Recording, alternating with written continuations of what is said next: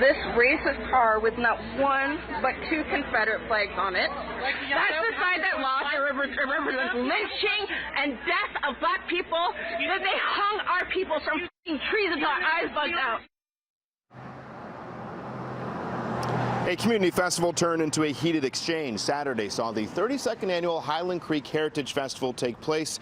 Now, in part, it celebrates the Scottish heritage of this Scarborough neighborhood near Kingston Road in Meadowvale. And as part of the festivities, there was a classic car display. And right where I'm standing, pulled in one vehicle which allegedly wasn't invited. It is a replica of the General Lee from Dukes of Hazzard, and on the roof was the Confederate flag, as well as there was the Confederate flag license plate, and that prompted one area resident who says she was disgusted to pull out her phone, videotape the whole scene, and then post it on Facebook. People who look exactly like me and my son died, were murdered because of that flag. It has no place here, and it's the very first car people see when they walk in. It's apparent on the video that you are quite upset and fired up. Oh, yeah. Yes, I was very, very angry. I mean, it's such a visceral response. You're walking into a place and you immediately see such a horrific symbol. My heart was racing, my stomach dropped. It was immediate. The symbol, which bears the Southern Cross, was the battle flag for General Robert Lee during the Civil War. The flag's historical ties to racism, slavery, and segregation run deep. I never get tired of hearing him say that. The car, dubbed the General Lee bearing the flag of the South, was also made famous on Dukes of Hazzard. It has no place here in Canada, it has no place anywhere. Ibia Anderson had just arrived to Saturday's festival with her 3-year-old son when she first saw the vehicle. So I found anyone I could find with a t-shirt that said volunteer or staff of the festival. They kept passing me off. No one wanted to deal with me until I wound up with someone who took me back to the car. And that's where you can see that the man in the black shirt started arguing with me and defending the flag. General Lee himself was actually the first person of the South to actually have a black educated school.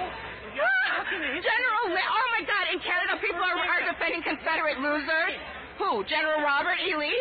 Everyone knows, anyone who went to high school, you fucking numbnuts. This is racist. Wow. They lost. This does not belong here in a festival full of people of all colors. It's important to note the man in the black shirt is not festival staff. If there were a swastika here, I would have known right away that can't be here. Now I know Confederate flag has the same status. Festival Chair Paul McGuire says he has no idea who invited the individual who brought the vehicle to the car display, but admits this was one massive oversight. We're very sorry that someone's hurt. It's a family event, and there are hundreds, thousands of people who come and had a lot of fun, and nobody should be subjected to those triggering moments that just bring back moments of the worst of human history. Well, the Confederate flag and what it was represented historically and represents in the minds of a lot of people today, it has no place in Toronto. You know, the kind of Mayor John Tory was at Saturday's festival, tweeting out photos of him standing just feet away from the vehicle. But today, the mayor says he never saw it. And I just noted the fact there were old cars there, and the gentleman that I mentioned it to said, oh yes, we brought those cars in for the first time this year as an additional feature, but I didn't notice the car in question. For Ibia Anderson, she says the lesson here is for festivals to be aware and learn what is and isn't acceptable.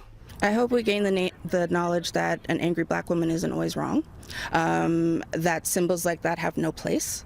I'm not really here to help anyone else learn any lessons. That is their responsibility. If I can know the symbolism behind the Confederate flag, so can they. So how did the Confederate flag end up here at the festival on Saturday? Well, the committee says they're not sure who or if anyone invited the owner of the car, though they are vowing to ensure it never, ever happens again.